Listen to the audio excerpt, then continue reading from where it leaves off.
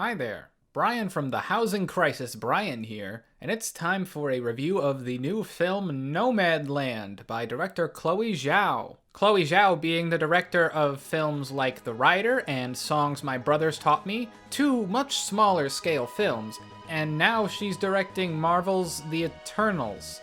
From her filmography so far, including Nomadland, seems to me she would have been a perfect fit for Logan if you told me she was directing a superhero film. But I digress. Big things on the horizon for her. Let's hope she continues to impress. With Nomadland, Zhao just recently made history by being the first Asian woman to win the Golden Globe for Best Director, which is pretty cool. It made me excited to see this film. We see Nomadland as Zhao putting the focus on people driven out of their homes due to recession towards the late Bush administration era, of course, the housing crisis aftermath as well, and the nomadic lifestyle that more and more people adopted out of necessity. Not necessarily homeless, they wander from one place or crappy job to another, making just enough to live out of their trailer. And Zhao's most definitely painting a mosaic of these people who are different in almost every way, yet unified under the victimhood of economic collapse. They are different walks of life captured in all sorts of clever, mature ways. The lingering close-ups that let you take in every crinkle on a person's face, or piece of clothing that probably traded hands with a dozen other nomads before finding its way to them. Or the naturalistic lighting that drapes over every character. The setting of endless Western American desert is just as much a character as everybody else. There's all this wide open space and beautiful landscapes, but nowhere for these people to truly go. The proverbial purple mountain majesties of American aggrandizing myth are the perfect looming backdrop over Nomadland's critique of America's failures since the turn of the century. The greed that causes and perpetuates people having to live this way is seldom brought up directly, just enough that you know it's there, but it is felt throughout the whole thing.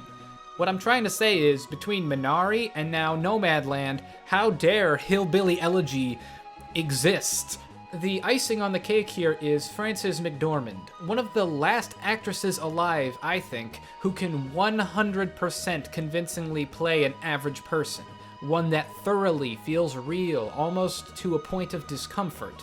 See also 3 Billboards Outside Ebbing, Missouri. Given that many of the characters in the film are actually played by real nomads, this is a role where the presence of so many other actresses might have taken away from the immersion, but she fits in just fine. It was wise to cast her. I just mentioned Hillbilly Elegy, where the inauthenticity of Amy Adams and Glenn Close came from Ron Howard wanting you to say, "Look how good these performances are," rather than actually believing and feeling the emotions they're supposed to communicate. McDormand does a lot with a little through her performance, although I wouldn't say it's because she's lacking in lines. The script just isn't overwritten. You'll notice very early this film is devastatingly quiet. The plot is not stuffed with excitement or writing that's typically received as well constructed. McDormand will drive around, stay at an RV park for a while, get a job somewhere, move to a new state, meet up with somebody. But all these events are loosely assembled. It is aimless and drifting. The reason Nomadland doesn't have as much of a story is because, no offense, the people it's about don't either anymore. As individualized everyone in the film is presented to be, that's all kind of in the past, and the uncertain nomadic future is all that's left. Nomadland even teases a Shawshank Redemption-esque inability for experienced nomads to return to the life they had before. The story meanders and seldom develops anything as far as you'd expect it to.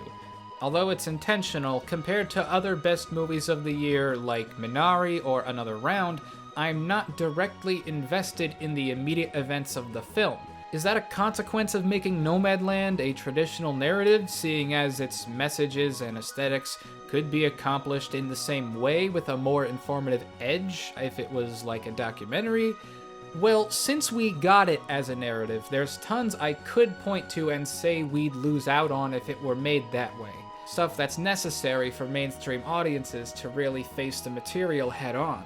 The slow pace exists because these people's lives exist without any forward momentum. The film deliberately starts and ends with similar shots in similar places because, in essence, McDormand has not advanced in any observable way. There are films like Gone Girl, in which a director meditates on what constitutes the murder of someone without actually killing them.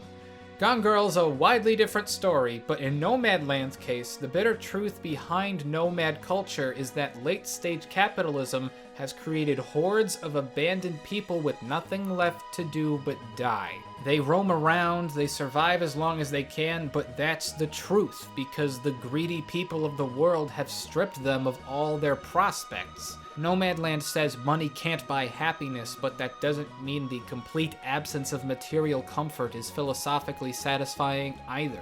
This is the heavy, resonant, emotional core of Nomadland. All that open space the film has, literally and figuratively, isn't monotony. It's room for this idea to sink in again and again. In that sense, it's a film that'll give you back what you give into it. Even if you understand why the structure, or lack thereof, is the way it is, that makes for a film that exists mostly as ideas instead of events. I personally like a film where ideas meet story halfway, and I wholly can enjoy both. And Nomadland doesn't have an iron grip on its messaging either. It's good overall, yet some ideas seem waved off as plot points. David Strathairn has surgery, but how the heck does he afford that? American healthcare is a very big issue, and yet, for as political as Nomadland seems like it wants to go, feels like a missed opportunity. McDormand also goes in and out of working at Amazon, and if you want to make a movie about the fallout of capitalism, that's a bone with so much meat on it Nomadland just doesn't take advantage of. But these things aside, I am wholly interested in following Chloe Zhao's career. She is so salt of the earth with her films. They remind me a little bit of Kelly Reichardt. Solid direction, definitely deserving of that Golden Globe. McDormand's great. It has its presentation pretty on lock for what it wants to do. It's not perfect, but I'm still quite satisfied by it. I'm giving Nomadland a 7, a good 7. So did you like this movie more than me? Less than me? Well, if you care to, please tell me. And as always, if you like not only words, but the way I arrange and then say them, please consider liking this video and subscribing to me, Brian from the channel Brian. Thank you, and goodbye.